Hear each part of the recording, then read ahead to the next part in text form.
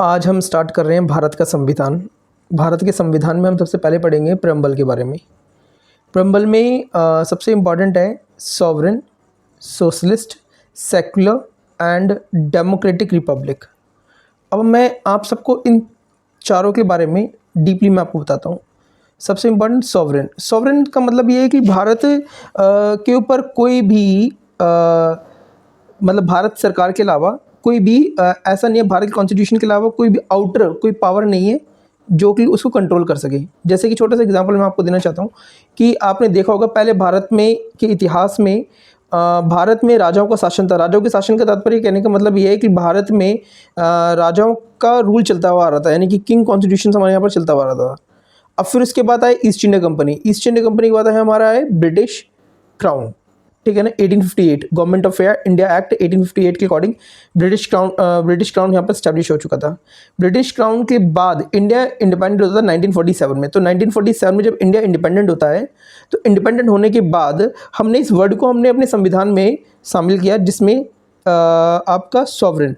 Sovereign का मतलब है कि यानी कि भारत अपने आप में ही एक संपूर्ण शक्ति है जो कि अपने खुद डिसीजन लेगा और भारत के ऊपर किसी भी बाहरी और आंतरिक शक्ति का कोई भी कंट्रोल नहीं होगा। यानी भारत अपने आप में संप्रभु है, ठीक है, नहीं सेक्युलर है, सॉरी सॉवरेन है, ठीक है ना। नेक्स्ट वर्ड है आपका सोशलिस्ट, सेक्युलर। सोशलिस्ट सेक्युलर का मतलब ये है भारत में आपने स्टार्टिंग से देखा भारत में विभिन्न तरह के धर्म और जातियाँ विद्यमान हैं। अब धर्म और जातियों के अकॉर्डिंग भारत का पर्टिकुलर अपना कोई धर्म नहीं है, ये याद रखिएगा यहाँ पर। क्योंकि भारत में आप देखें तो भारत में हिंदू धर्म, मुस्लिम, Sikh, Jainist, Buddhist and Sikh, अलग अलग धर्म के लोग यहाँ पर रह रहे हैं। तो यानी कि भारत का अपना कोई पर्टिकुलर धर्म नहीं है, ठीक है। भारत किसी भी धर्म यानी भारत सरकार जो है वो किसी भी धर्म को स्पेशली आप प्रमोट नहीं कर सकते, ये हमारे सेक्युलर के अकॉर्डिंग है, ठीक है। भारत यानी कि राज्य जो है वो पर्टिकुलर किसी भी धर्म को आइडेंटिफाई नहीं कर सकता। मतलब धर्म के आधार पर कहने का मतलब ये है कि आप किसी पर्टिकुलर ये नहीं बोल सकते कि भारत का ये धर्म है। भारत एक सेक्युलर कंट्री है, सबसे इंपॉर्टेंट।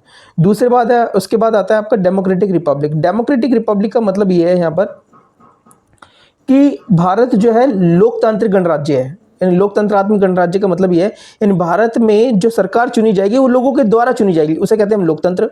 और जो चुने हुए लोग जो वहां पर कार्य करते हैं उसे कहते हैं रिपब्लिक, ठीक है। इसके बाद आता है जस्टिस। अब हमें जस्टिस कैसे कैसे, सोशल, इकोनॉमिकली एंड पॉलिटिकली। यहाँ पर भारत में जितने भी भारत के जो नागरिक हैं उनको जस्टिस मिलेगी, socially justice, economic and political. अब लिबर्टी। लिबर्टी का कहने का मतलब यानी thought, expressions, belief, faith and worship, इन सब के हमें क्या है, लिबर्टी है। अपने विचार अभिव्यक्त करने की, ठीक है ना, अपनी उपासना करने की, अपने धर्म की पूजा करने की, ये हमें स्वतंत्रता है।